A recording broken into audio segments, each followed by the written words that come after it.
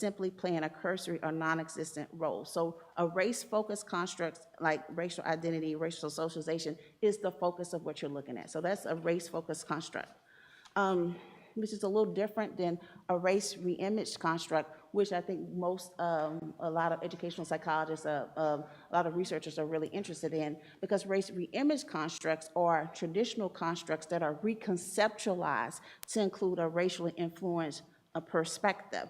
And so race reimage constructs are like race-focused construct, and they center on issues of race. However, they differ in that they involve viewing a traditional construct that's like one, for instance, like one that's not derived from a racial theory, like self-efficacy, goal theory, pick one, and then you combine it with a socioculturally relevant lens. And so, so you take your regular race-neutral construct, and then you combine it with a race-focused theory, and then that's how you race reimage that construct. So you employ a race-influenced theoretical framework to explicate a non-racial construct. So an example would include using critical race theory to reconceptualize achievement goal theory to focus on Black students in engineering programs.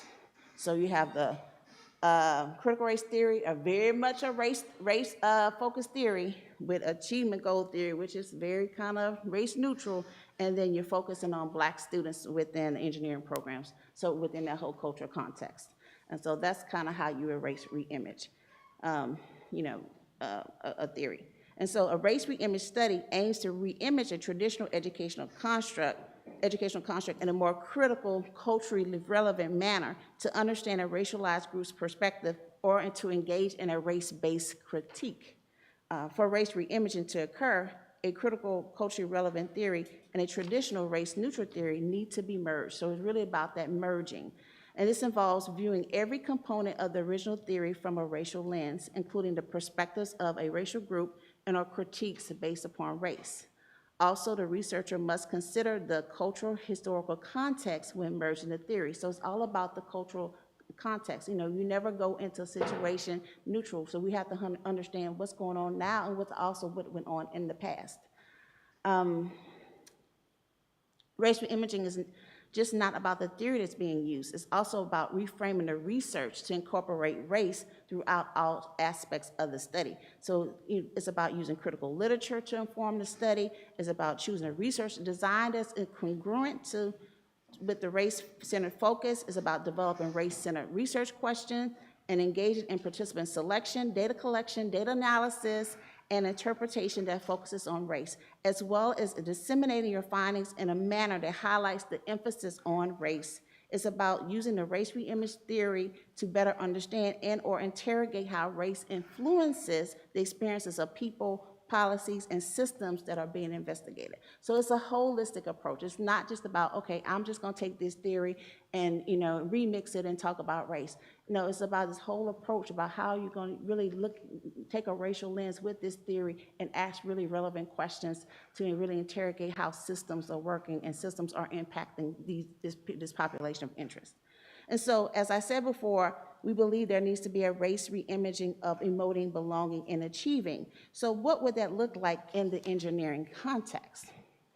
And so, race reimaging emoting, what would that look like? So Paul Schutz and colleagues define emotions as socially constructed, personally enacted ways of being that emerge from conscious and or unconscious judgments regarding perceived successes at attaining goals or maintaining standards or beliefs during transactions as part of social historical context.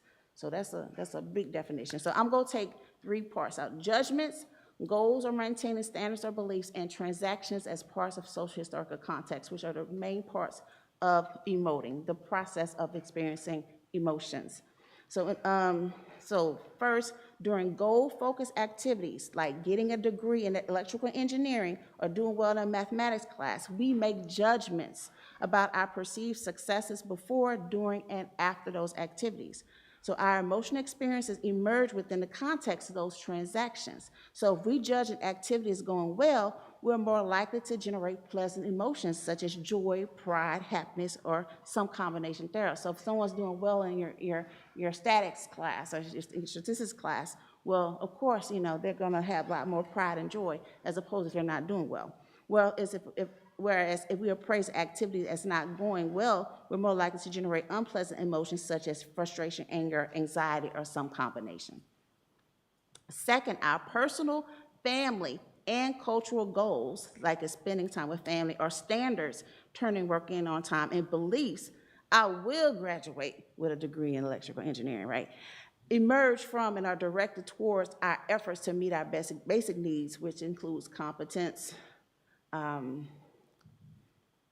autonomy, and relatedness. All of this impacts our motivations, levels of well-being, and effectiveness. And third, the transactions are as part of social historical context, aspect of the emoting definitions emphasize the role of racialized emotions within the U.S. schooling context, such as what occurs in engineering classrooms. As a reminder, racialized emotions are experienced during interracial transactions, like such as a family's pride in their daughter's graduation from a large PWI as one of a few Black students in the engineering program. Thus, from this perspective, emotions are influenced by and emerge from transactions occurring within particular social, cultural, and historical contexts. So in race reimaging and emoting, we focus on what occurs during school activities. Specifically, we emphasize racially minoritized students' emotions and beliefs about belonging in predominantly white spaces, such as engineering, that develop out of a legacy of colonial white supremacist ideologies related to the social, cultural, and historical concept of race. So it's about making those judgments and having our goals, standards, and beliefs and emotions that are influenced by and emerge from those transactions occurring within particular school, social, and historical context. So that's how we're looking at emoting as a process, so in race reimaging. But it's also about race reimaging our belonging in these educational white spaces.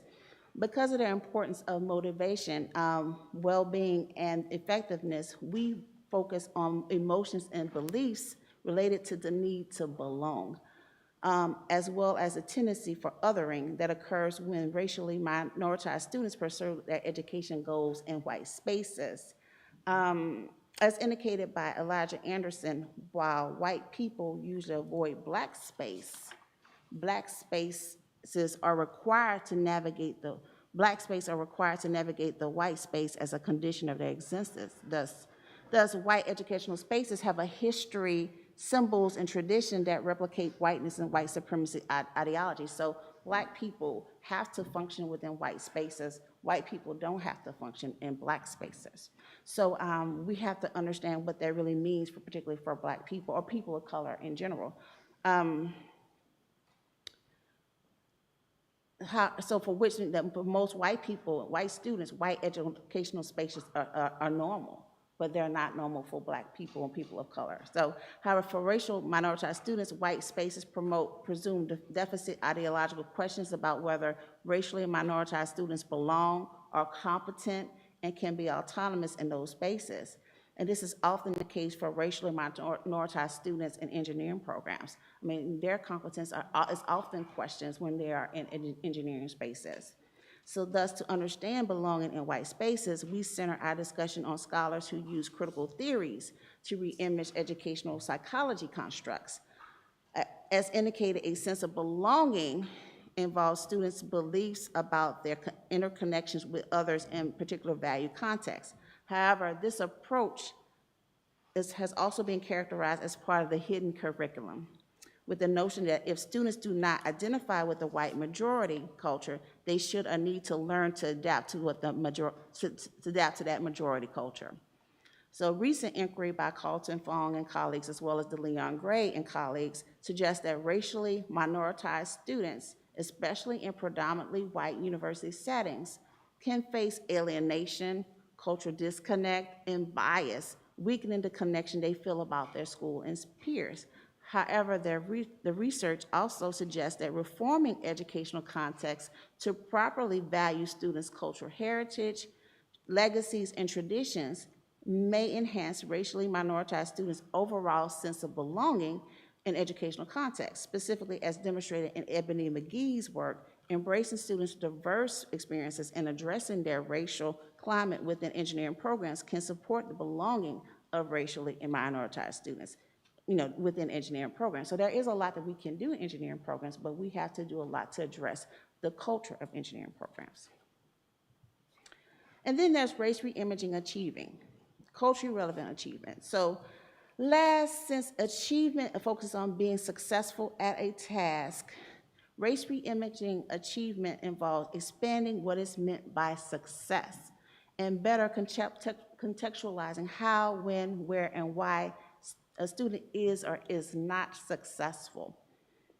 We must move beyond standardized tests and comparative approaches. We also need to consider how learning contexts support or hinder student learning. What does achieving or succeeding mean for racially minoritized students or teachers transacting in white spaces such as engineering? Race reimaging achievement means focusing just as much on opportunities to succeed as it does on student learning outcomes.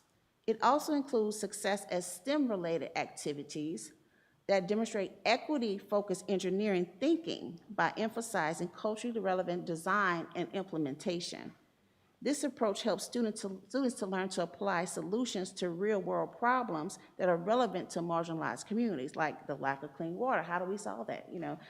Congested roads, or polluted environments, or even toxic waste. Like, how do we create, help students to solve these real-world problems that really are causing a lot of problems for marginalized communities?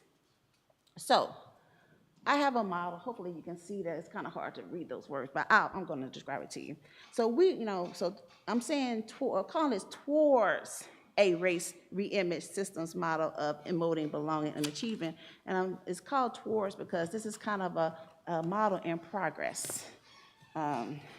So we believe that a racialized understanding of emoting, belonging, and achieving is needed, particularly within engineering education. And so motivation researchers have called for situating motivation within the social, cultural, and environmental context. Eccles and Wickfield, Nolan, Winslow, Skinner, and Skinner. I mean, there have been a lot of people talking about we have to situate, our work within, the social, cultural, and environmental context. So for instance, Sandra Graham and colleagues have found that race, ethnic context, or a school's racial composition influences students' sense of belonging. There have been some work that talks about how school belonging often serves as a moderator between racial discrimination, stress, and academic attitudes and attitudes and beliefs. Also, a high sense of belonging and strong racial identity serves as moderators of institutional related stress and anxious arousal symptoms. However, limited research within the field discusses the situating of motivation within race or race-related contexts.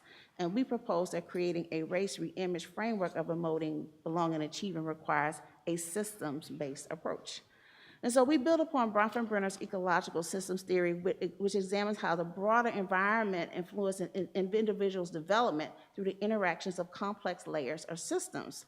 And from a systems perspective, the relationships are reciprocal. The individual influences the systems, and the systems influences the individual. And the individual is at the core of the system. And so in our framework, the core of the system centers on a sense of self and well-being. It involves developing a sense of critical consciousness and a positive sense of racial identity. And the system also addresses an individual's academic needs, which include the racialized emotions that emerge from the educational activities that the individual is engaged in. And a positive racial self and strong sense of self are essential for racially minoritized students to be successful in engineering programs. And so that's the one, the big one in the middle. And the next system focuses on immediate contact, and it's like Bronfenbrenner's microsystem, mesosystem, and exosystem, right? The immediate context, so that's the next ring, centers on the white educational spaces as well as discriminatory practices such as racial microaggressions that are often experienced in those spaces. This system is where we focus on the engineering classroom or the engineering work context. And then the last system is a social, cultural, historical context, like Bronfenbrenner's macrosystem and chronosystems. And this system focuses on beliefs, big belief systems and ideologies. Specifically, it addresses the colonial white supremacist ideologies about race and achievement, particularly in STEM, that shape environments, curricula, media. That's that last big circle. And last, to understand the experiences of racially minoritized students in engineering in terms of emoting, belonging, and achieving is essential to explore the transactions or the interrelationship between the systems. And so let me provide an example from some of my work so you can understand what I mean by how this particular model would work. In a recent qualitative study, I focused on African American college students' experiences within a historically white institution. And the study was conducted to explore the relationship between racial microaggressions, emotions, emotion regulation, and coping. And most of the participants in my study were graduate students, but we had some undergrads as well. In the interviews, they were asked about situations where they felt discredited or discriminated against, disrespected or discriminated because of their race at their university, as well as how they addressed those instances. So we talked a lot about the emotions they felt and how they cope with that particular experience. And we also inquired about how the experiences made them feel, any mental or physical impact, and how they handle those emotions, how they cope with those experiences. And then I'm going to present an excerpt from Catherine, a biological and agricultural engineering undergraduate student. Then I'll demonstrate how her story and how similar stories can be analyzed using our framework. Okay. You may not be able to read all of her story, but I'll read it. Okay, so when asked about experiencing racial discrimination at school, Catherine explained. Okay, this is what Catherine said. When I was going to apply to my specific engineering discipline, I was in a meeting with two other advisors. They were white females. They told me, like, without hesitation, after I told them I wanted to apply to biomedical engineering, they're like, you're not going to get in. They're like, choose something else. This is at the time I also had a 3.5 GPA. My GPA was fine. I had worked really hard to be a competitive applicant, and they're just like, no, your GPA is not high enough. It needs to be like a 4.0 or something like that, they said, which I later found out was completely false. Then when I chose another major, they're like, yeah, this will be much better for you because people complain that BME is really hard. So I was definitely, in my opinion, discriminated against in that instance. So unfortunately, Catherine's story is not uncommon. Black students, especially black women, are often told they're not good enough or smart enough to succeed in engineering programs. Being told that you're not smart enough is quite discouraging and insulting for black students. Some work harder to succeed and prove the naysayers wrong, while many others are demoralized and choose other fields of study. So how can we as emotion researchers better understand Catherine's story? Remember that our race reimage systems framework of emoting, belonging, and achieving consists of three major components: self-systems, immediate context, and social, cultural, historical context. So when examining her story using our framework, beginning with self-systems, you can focus on Catherine's sense of self or racial identity as a black engineering student, as well as her high agency. Like, I had worked really hard to be a competitive applicant, and self-efficacy, my GPA was fine, regarding her ability to achieve in engineering. Also, although this quote did not explicitly discuss emotions, but in reading and listening to Catherine, she was quite angry about her advisors having low expectations about her abilities. Thus, her experiencing of racialized emotions would be included here as well. And the next system, the immediate context, is where you would examine the school context and interactions with others. You could focus on the historically white university context, the engineering program, and Catherine's interaction with her white advisors and the racial microaggressions that they use. Specifically, you will focus on their low expectations regarding the abilities of black students and potential racial discrimination. How many other marginalized students were encouraged away from their program of interest or even out of a degree in engineering? The last system, the social, cultural, historical context, is where you will examine the influence of larger societal worldviews and beliefs, specifically beliefs regarding biomedical engineering as a white male space, as well as a general deficit views regarding black student academic achievement. You could also focus on the sexist beliefs that exist in engineering, particularly that the idea that certain engineering fields are better suited for women, such as biological and agricultural engineering, or intersectionality, just looking at race and gender. So I'm sure there was a lot of that going on there as well. Then you can examine the transactions between the systems, exploring how the different systems influence each other. How does the social, cultural, historical context influence the immediate context and the self-systems? Specifically, how does societal beliefs about Black student achievement in engineering influence how Black students experience engineering programs in historically white university? What role does racialized emotions play? So my team, my research team is only beginning to work with this framework I presented to you today. It's a work in progress, so it might look quite different a month from now. So I'm just letting you know. But I have many thoughts that I can share with you regarding methodology, the framework, methodology, and teaching. And I'm going to center my recommendation on with 3 questions. So question 1, how can we re-image traditional forms of conducting research in the context of emotions? So number 1, in order to take a race-focused or race-reimaged approach to study emotions, race should be in all aspects of the research study.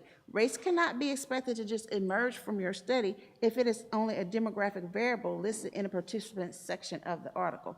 Race has to be central to understanding how participants experience emotions in engineering context. I mean, you can't expect race to just show up. You have to look for it. It has to be a central part of what you're doing. So make sure race is central to what you're doing. Make sure to center race in all education contexts. While the example I provided was from focus on the college context, such a framework could be applied to PK-12 context as well. Our youth experience racialized emotions as well. And engineering education is not just for the college context. You know, we teach engineering education within, within the PK-12 education context as well. At least that's what we call it in U.S. context. Well, so the primary and secondary education grades as well. So it really is important for us to see how our kids are experiencing racialized emotions in the early grades as well. We also need to embrace using culturally relevant frameworks in your work. For instance, in my work, I often use critical race theory, but that's not the only, culturally relevant theory. There are a lot of culturally relevant theories, but such frameworks will help provide richer context and better support for the claims that you are making regarding emotions. And do not be afraid to ask difficult questions about race. The only way we can move forward, the field forward, is by grappling with tough ideas and exploring complex relationships, such as the relationship between emoting, belonging, and achieving within the engineering context. So you don't ask those hard questions. And in order to study race, we also need culturally relevant research methods. Do not be afraid to try new research methods. If you cannot find what you need, create new research approaches. We have to be open to moving beyond traditional quantitative and quantitative survey approaches and qualitative interview approaches. So I'm really excited. This is not a new approach, but it's new, particularly in education and it's like, we're starting to see people do neuroscience work, or some people do more physiological work. We need to have new approaches within our fields. And as education researchers, we also need to be concerned with the role of socio-historical context in our studies. You heard me talk a lot about context matters. The social, cultural, historical context matters. So the current context and the history of the context has a tremendous influence on the experience of participants, especially when there's a history of racism. There's history of colonialism. We have to address that because that really does impact the experience of your participants and how we can interpret our research and our research findings. And so this has to be taken into consideration throughout the research process, and especially when you are interpreting your findings. And last, studying race-related issues can be political. And when you study race-related issues and use culturally relevant frameworks to do so, you make a statement. And not everyone will like the statement that you are making. So keep this in mind as you begin the race reimaging process. Critical race theory didn't used to be a dirty word, but it's a dirty word now in the United States. So is DI, in diversity, equity, and inclusion. So just keep that in mind. I encourage you to do the work, but just know that there could be some backlash in certain spaces. Number 2, as educators, how can we address race and emotions in the classroom? To address race and emotions in the classroom, we need practitioners to change what happens within schools, particularly in terms of curricula. Our curricula should prepare students to succeed in the 21st century. Specifically, as our schools become more racially and ethnically diverse, our curricula should also reflect this diversity. People of color have been noticeably absent for curricula for decades, and as such, we must continue to push for the incorporation of multicultural as well as anti-racist in decolonized curricula, as it is essential to expose all children to diverse voices and perspectives. And when I say children, I'm talking about, K-12 and, college, their kids too. And in addition to focusing on what is being taught in schools, we also need practitioners to concentrate on how curricula are taught.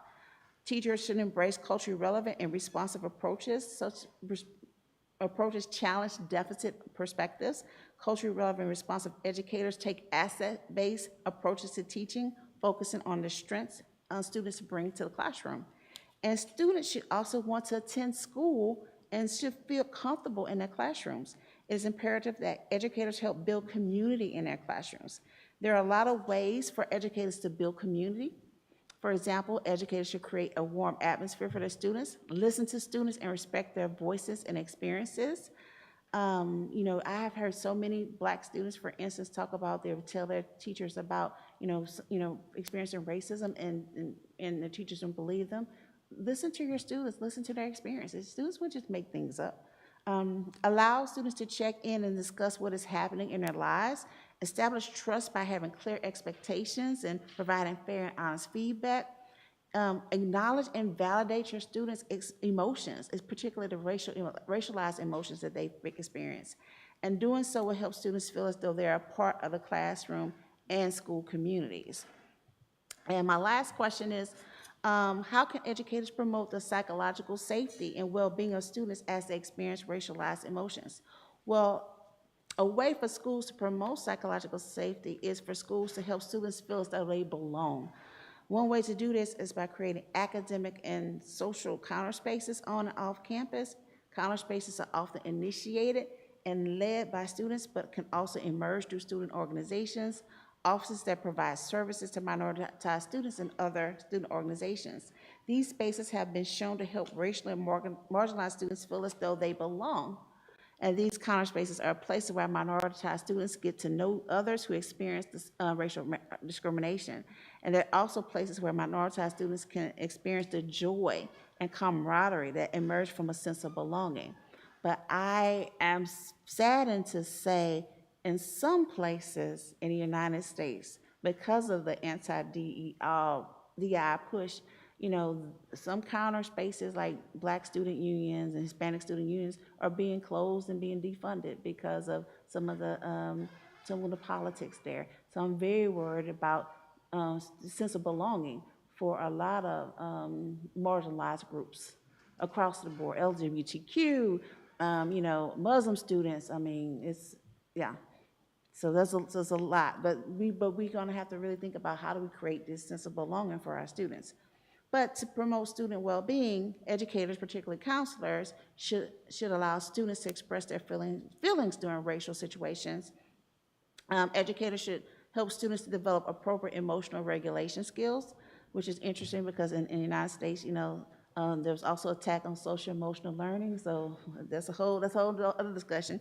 But we should help to develop students to develop appropriate emotional regulation skills, learning to control which emotions are experienced, when the emotions are experienced, and how they're experienced and expressed.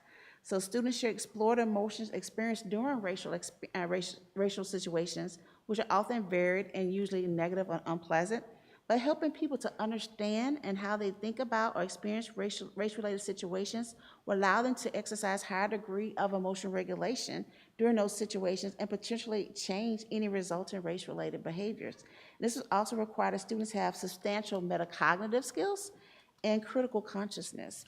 They will need to be acutely aware of the way that they think and feel and why they do the things that they do. We really do need to have students to become more aware of their emotions, and so emotional regulation for me is really the key, and we really need to start doing a lot more of that in schools. But since social emotional learning, it's kind of been targeted, I'm not sure how we're going to do that in the United States, but we can still work on that.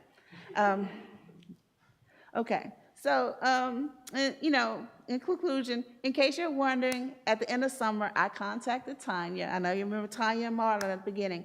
Tanya, and asked her about Marlon's decision, and she said that he decided that he would attend an HBCU. instead of the PWI because he felt it was a place that he saw himself. Felt supported by the professors, and he saw students that looked like him. Marlon felt that he belonged there. He felt this was a place that he could best succeed. He was happy about attending his mother's alma mater. This decision made Tanya feel immense joy and relief. And I must admit, I was relieved too.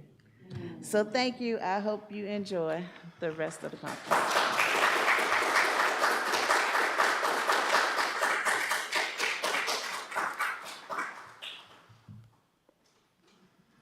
Thank you so much, Professor Jessica. I think we have so much to think about and process emotionally as well. Very powerful talk.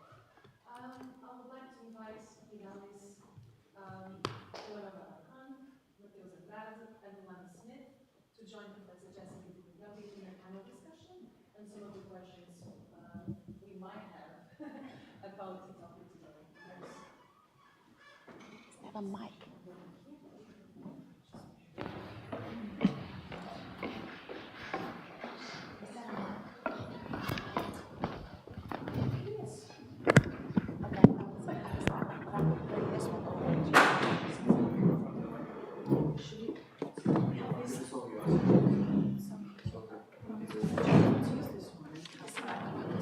We can have it for. I think this one should be one, but yes, that is just okay. That's one.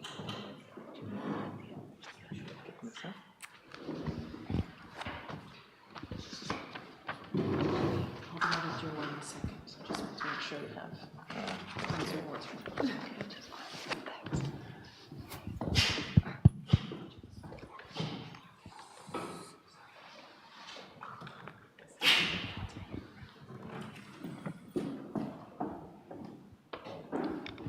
Thank you, Jessica.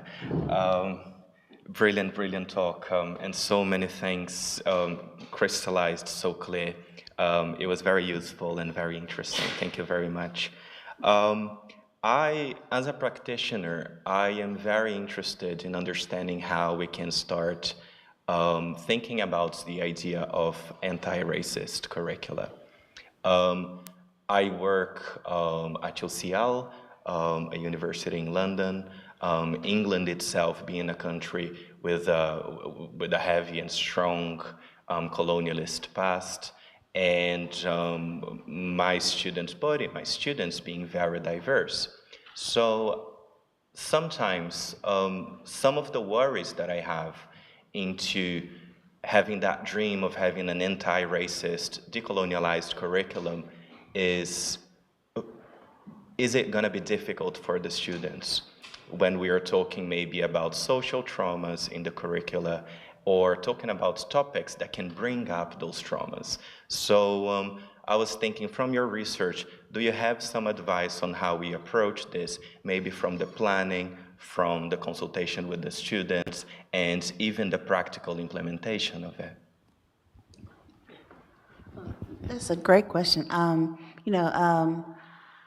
I think it's easier if it's a programmatic decision. If everyone in the program said, look, this is what we're going to do, this is what we stand for, and you roll it on out, it becomes easier for the students. So that way they know when they take this course or they enroll in this program, we have this social justice, or we have this anti-racism, or we have this anti-colonialist perspective. So they know it's not just going to be one courses like this. It's going to be all of our courses. All of our professors are kind of engaging in this way of thinking or this way of teaching. And I think it becomes easier for or I'm going to say less difficult, let me say it that way, for students, in making those changes in some of those courses. But I think what makes it a little more difficult is when you just have one professor, trying to make a change in one course, and then it's not consistent with the rest of the programming that they're receiving, so they're getting mixed messages. So I think it has to be more of a group decision, like everyone is like, look, this is the way we're going to approach this. This is kind of the way thematically that we see our program, this is the way we see all of our classes, and we're going to try our best to thread this approach through all of our classes. So it needs to kind of be more of a consistency. So the more that, you can incorporate that in more of your courses and your classes, and the more professors are on board, I think it's easier for the students, or less difficult for the students. Thank you. Does anyone have a follow-up? No, I'm good. I have a follow-up. There is a follow-up. Thank you for the amazing talk. I was just wondering, adding to the point that you were just saying, sometimes you may be in departments, and including myself, Florida. That's it. That's all I have to say. But you find yourself in these in-between spaces, right, where students really want to hear about race, ethnicity, culture, language, you name it. You are told by your superiors that you're not to speak about it. So when you find yourself in those in-between spaces, what are some recommendations or thoughts that you might have about that? You know, that's a very difficult, because that's a new space for us all that we're struggling with in the United States. You know,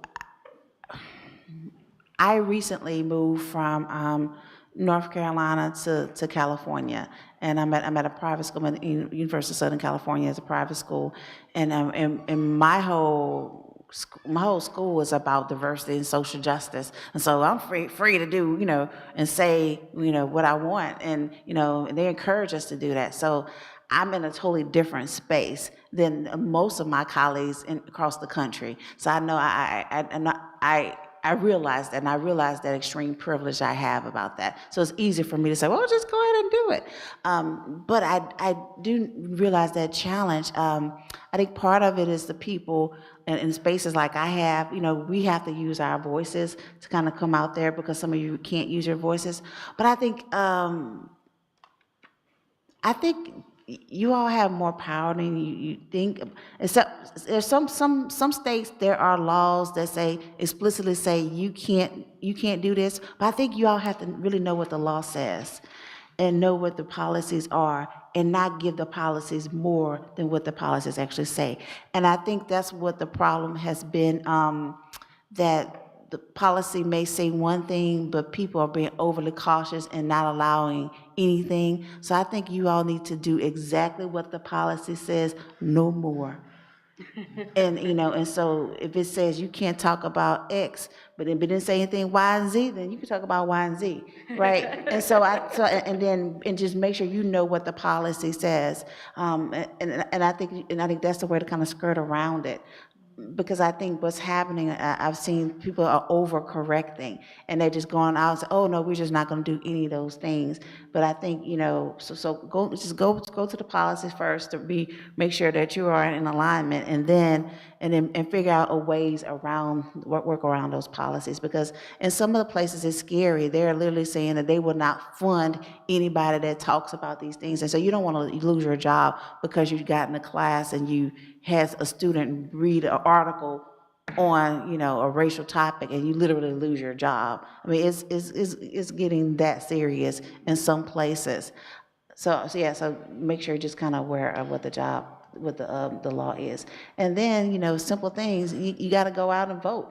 And people got to go out and vote, and vote people out, and get people that you know are going to support the policies that you like and support, and get those people in. And, you know, that's kind of, I know that's more of a long-term thing, but that's ultimately kind of how it has to happen. Thank you. Can I? I think, thank you so much for the thought-provoking presentation, and I'm always struck by the similarities and the differences between the US and South Africa. I think one of the questions that came to my mind, we are now 30 years post-apartheid, and so we have a strong transformation narrative that's part of our kind of lived experience. Often I find a lot of this is almost like lip service to the idea rather than truly creating those spaces. So although from a visibility perspective, from an enrollment perspective, it looks transformed. And then I almost want to share from a practitioner in the classroom perspective, I have been teaching for 20 years in a context where I live amongst, I mean, we're 11 different cultures in South Africa in just our normal society.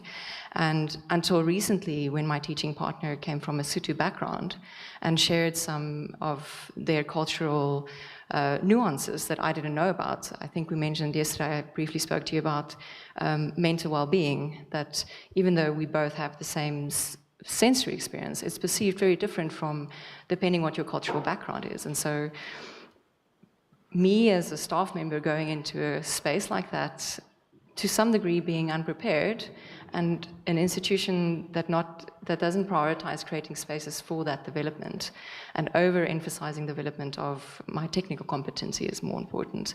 So I think the question in there is really the lip service is challenging, and how do we influence leadership? How do we influence people that are involved in programs to create spaces for that, and to create to understand the value of the impact that it has if we can show up in a different way with really understanding who our audience is. Right. So how do we realize? So you're asking, like, how do we get leadership to acknowledge, the differences, take culturally relevant approaches to what student well-being or just well-being of people on campus, right? Yep. Yeah. Well, I think part of it is just having them to understand that, there are cultural differences, and difference does not mean deficit.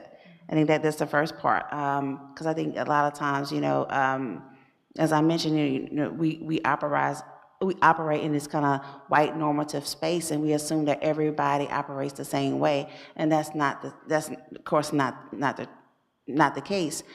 And so we have to get our leadership to get beyond that and realize that you have students and teachers and staff, people coming in with different perspectives and different experiences, and that, and that's okay. We have to meet people where they are, and we have to have services and perspectives to help people from those different ways. And I think for some places that's easier said than done. I mean, I'm just thinking about in Florida, they kind of, the idea that, they want to legislate away the idea that people are different.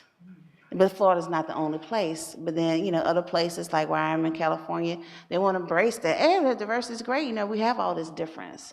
And so, and then I think I'm getting where you are, like, oh yeah, it's different, but then you don't do anything about it. There's a lot of lip service to difference.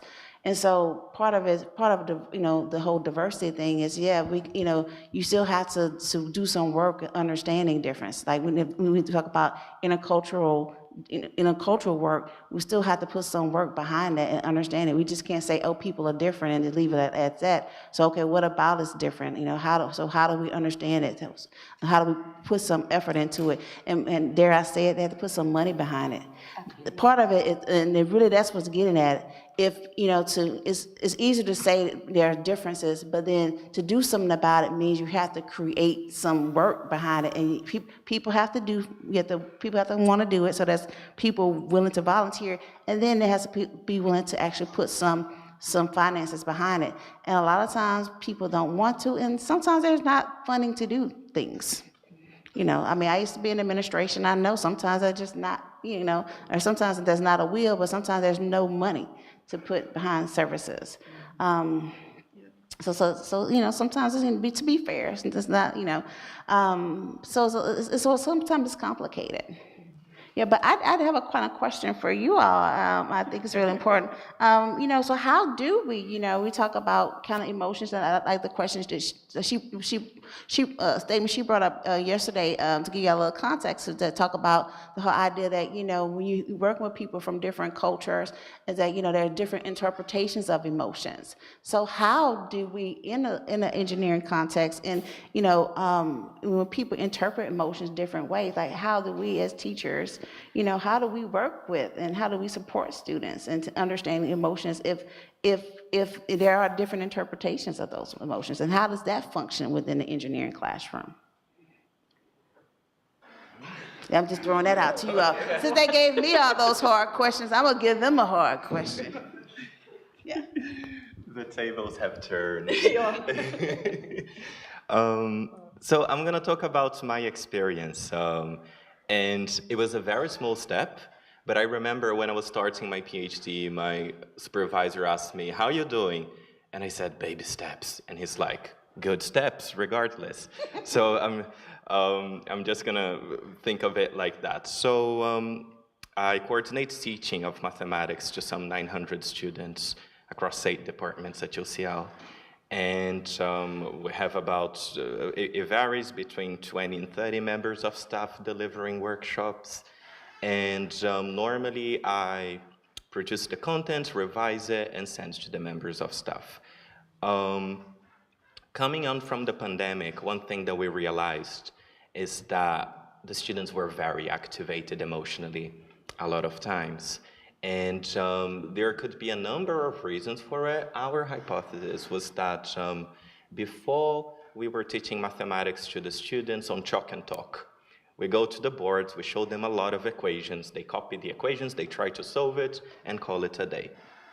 Then we started to flip the classroom a bit more and get students to work on open-ended problems, problems that have a little bit of ethics and sustainability embedded in them. And that created reactions on the students. Suddenly, the students that in high school were used to absolutely berserk through a maths problem realize, wait, there's not one way to solve this. Wait, there's some cultural loading to this context. And they were getting very anxious before submitting coursework. They were epistemically anxious, which is, it's a crazy thing to think. They didn't know what made them valid or not. So what we started doing is that I got together with my staff and I said, would you like to take the time to be a little bit vulnerable on the first day and talk about your emotions around mathematics? And for that workshop, I remember going to watch a couple of lecturers, and one of them shared something that was quite fantastic. He said, I cannot relate to any of you that have anxiety or fear of mathematics. He made it very clear. He said, mathematics to me was always a source of hope. This particular lecturer had a very strong French accent. So he said, people could not understand my English, but people could understand my math. And the mood in the room shifted a little bit because it was this professor that was up there saying, look, for me, it was a tool for me to be seen as someone that can actually be an intellectual. So those were the steps that we took. And the lecturers seemed to be very happy with it. The students come with a bit more openness and I guess a bit more vocabulary to talk about how they feel about the coursework. But I guess that the next step is implementing research to actually evaluate it a little bit, let's say, more critically and with more distance. I just want to mirror the same comment. I think, yeah, emotions may not necessarily mean the same thing, culturally, contextually, but I do think that there is an element of humanity that, independent of culture, you can connect with, right? And so being vulnerable in the teaching space, and what I mean by that is finding ways to share something about yourself and your own struggles as you were a student, allows the students to feel more connected to you, right? And in that space, then maybe there could be a conversation that opens up about emotions. I just recently did an activity called the 3-generation tree, which is having the students write down who their parents were, like what type of job did they do, and then what did their grandparents do, and then what did their great-grandparents did, to convey the point of some people may not have a family member who went to school. But rather than having the students speak about that, I said, this is an activity for yourselves to think about, but let me talk about my story. And I just said, my tree is blank. I am the first one in my family. And I wanted to break the generations of family members before me who did not have that opportunity, and I want to give that to the generations after. And so just by me opening up in that way, just the students started talking about their families and their grandparents and their heritage, and you know, it just opens a space because you yourself are being vulnerable. Yeah, I think I completely agree. I think us showing up in a real way and almost also inviting their voices in a very different way. As we're talking, I'm reflecting also on the disconnect I often feel. My class is 1,600 students, so there's often not the spaces that I find is possible. And some of the emotional conversations we can have could become quite difficult, and if not properly contained or facilitated, there is a risk, and I think we spoke about that yesterday. I've seen models, at least at smaller scale, and I know some of my UCT colleagues, they have a course called Engineer in Society, and they bring up difficult concepts to grapple with, like what responsibility that the engineer have in apartheid. And I recently just submitted, so like there's a paper coming out from EJEE around what they found around that came up, and I thought that was really insightful.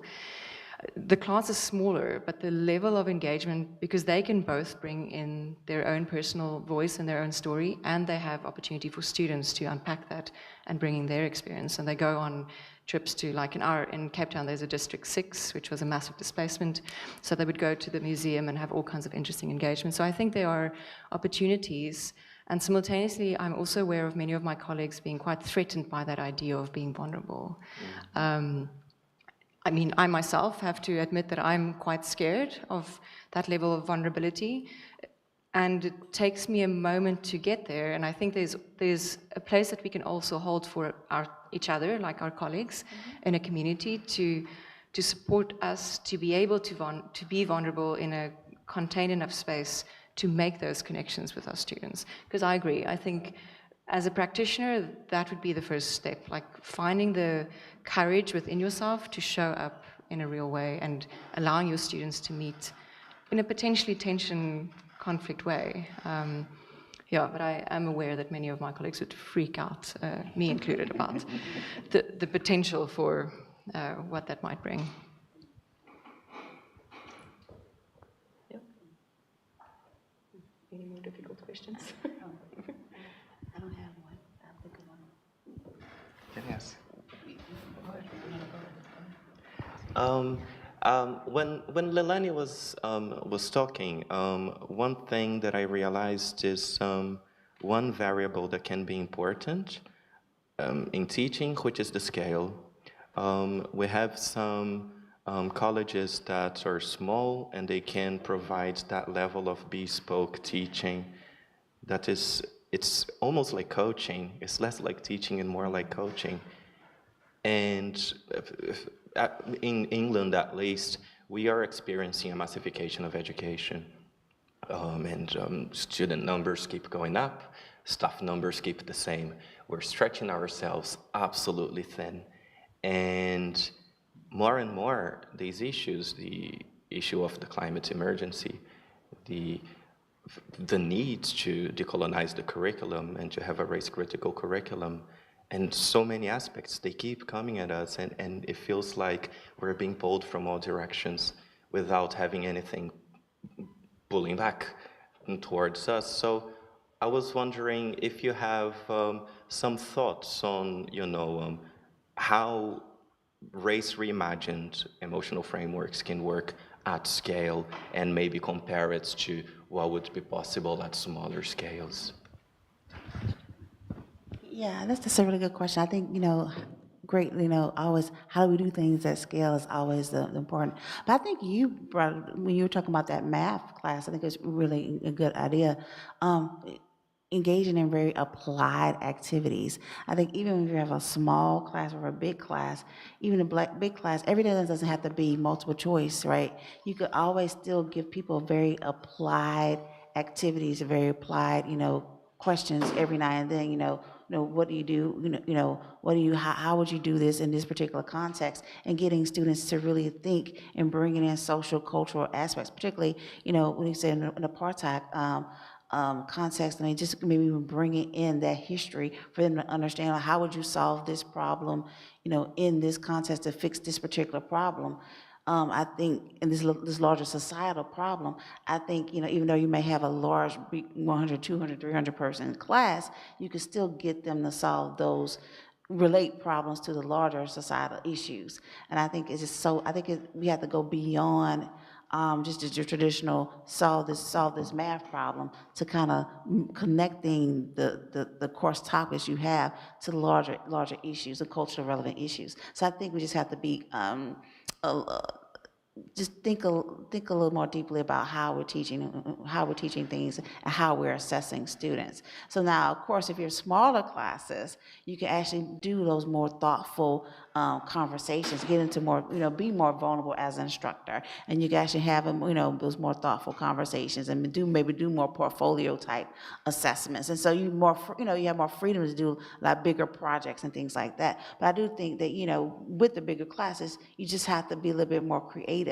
in how the kind of problems that you give them. Because if you have and maybe every problem set you give them can't be the big, discussion kind of things, but you can still can allow for them to do that kind of thinking, because you want them to do that kind of thinking. And I think we have to get to a point where we're getting students to do more application and think about how, what they're learning can be applied to the larger society.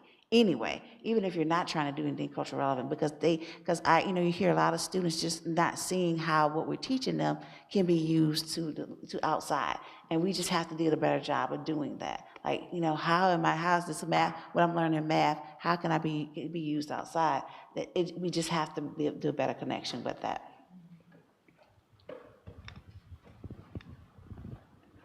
I wanted to pivot the conversation a little bit more on research. I'm increasingly getting more and more concerned that certain frameworks that are intended to be race reimaged or ethnicity reimaged are oftentimes misused, misunderstood, misinterpreted from day one. And as a result, the findings end up resulting in many negative implications for participants. What recommendations do you have to center participants and to do so in critical and ethical ways? Yeah, I'm sighing on that one because that's a big one in my book. I think that's been a problem for a long time, that people will use culture relevant frameworks and then still some kind of way have a deficit perspective in using that framework. And I'm still like, why and how? Because I think part of it, you have to go back to the researcher, and because they themselves have a deficit framework and they're just using this culturally relevant framework for some strange reason, and so they still getting the result they want to get because that's the interpretation they always wanted. And so I think it comes down to is I always tell people I don't think everybody needs to study race. Everybody doesn't need to engage in cultural work, because that's not what everybody wants to do, and that's not what everybody wants to understand. If you have a deficit perspective regarding people of color, I don't want you studying people of color. It's just that simple to me. And I think that's part of the problem. And if you have a deficit perspective, I don't think it's, you should be, necessarily using those culturally relevant frameworks. Now, I'm not saying you shouldn't try to learn and try to change those perspectives, but, until that perspective has changed, kind of maybe you shouldn't necessarily go that way. But I do understand there's a lot of misuse. Like, for instance, quantitative critical race theory has become very popular. But the problem is people use it incorrectly. Quant crit is short for quantitative critical race theory, but people say, I want to use quant crit, but then they're saying, but they don't want to do the critical race theory part, but it's quantitative critical race theory. But what it is they want to do critical quantitative research. And that's the key. You can be a critical quantitative researcher and not use quant crit. But if you're using quant crit, you're doing critical race theory with quantitative research. And so there's a difference. And so that's the one I get people on all the time. Like, you doing quant crit or you do critical quantitative research? Two different things. And then we get in this theoretical argument. But if you read any of the quant crit work, they're clear, because they could just, if you do quant crit, there are pretty much some assumptions that are connected with critical race theory. And, and it's great. I mean, it's great to be a critical quantitative researcher. It's just, it's just not rooted in critical race theory. And so you just have to be very distinct with it. And so I really understand what you're saying, Adalis, of people, want to engage in some critical work, but then they end up in a totally different place than where they should be.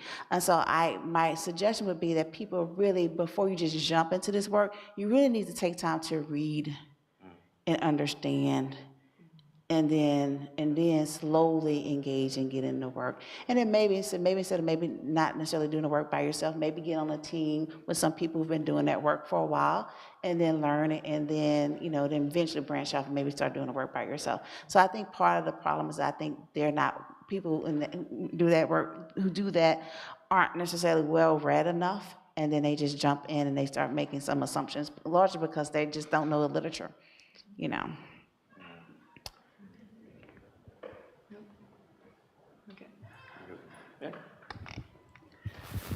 I'm going to follow up on the research theme, and it's going to be more a question about your experience, if that's okay. So my first question would be, did you face any challenges, I guess maybe the editorial point or at conferences, doing your research and getting your research out and being heard? And is there anything from your experience that maybe people trying to engage with race-centric research could learn from? Oh, yeah. Plenty of challenges. Plenty of challenges. Well, I always introduce myself as a non-traditional educational psychology researcher, because for the longest time, it took a long time for educational psychology to catch up for where I am. And so Jennifer's up there shaking her head like, yeah, because I've been doing race work for a long time, but I would say, educational psychology didn't really become receptive to that work until recently. I'm gonna say, recently, within the last maybe 10 years. But she said 4 years. I'm gonna go 4 years. 2018, the work, the ed psych paper, that contemporary. Yeah. So my paper came out in 2014. So a few years after that. So it hasn't been that long since we started having really substantive talks and conferences and special issues and really good discussions about it, and the field started making some progress on it. And so and it's been a long time, and so it's been a lonely place to be, you're one of the very few people doing that work, and so you're having to publish your work in other places, other journals, and being a member and in this field, but then not having a home, not feeling as though you belong in this field, having all these negative emotions associated with this field, because you never saw, I rarely saw myself, I'm not gonna say never, I rarely saw myself in the journals, because my work and work like my work wasn't published there. But slowly but surely, there's more work being published. It's also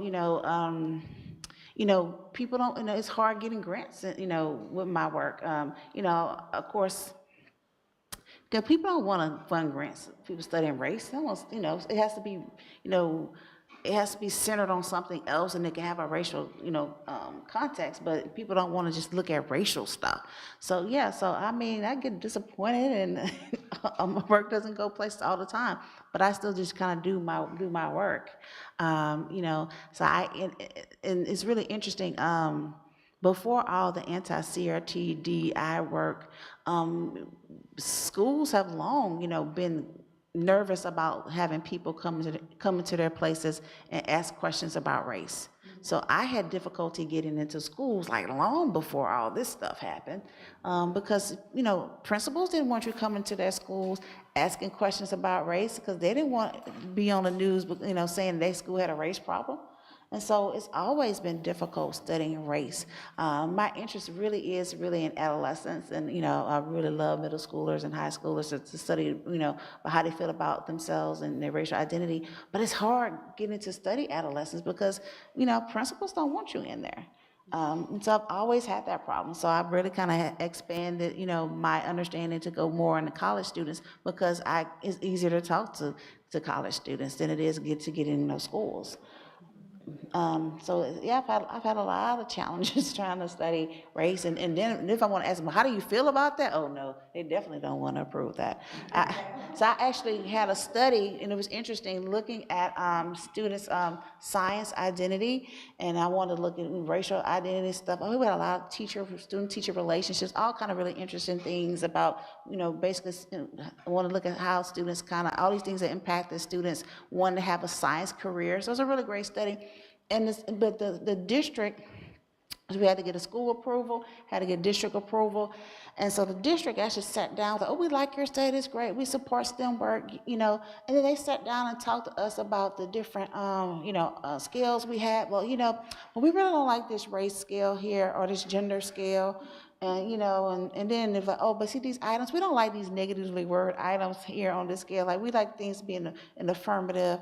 I mean, I'm like, okay, that has psychometric implications, lady. We can't just change these like items on this scale. I mean, so they literally that picky. And then they even asked us, told us, well, can you not ask their gender or ask their race on the demographics? I'm like, gosh. Like, so almost like everything that's been important to me, race, gender, I mean, they pretty much had to throw it out. And I told my colleagues, like, well, we can still collect this data, but I'm not really interested in this project anymore because everything I was interested in pretty much got X'd out by the school district because, so and like this is way before the anti-DEI, anti-CRT stuff. And so some people just, some districts are just school districts are very sensitive about the information. And the concern was that students may feel uncomfortable with you asking them what their gender is or what their race is. Yeah. I'm like, I don't buy that. But, but that was the perception was. Yeah. But if you want to get into schools, sometimes you got to jump through all those hoops and, and do those kind of things. And yeah. So yes, I've had some difficulties getting my work, getting grants and getting, access into schools and getting published. Yeah. It's been a long road. Thank you, Will. I think we can continue this wonderful conversation in the afternoon, but thank you so much, and please welcome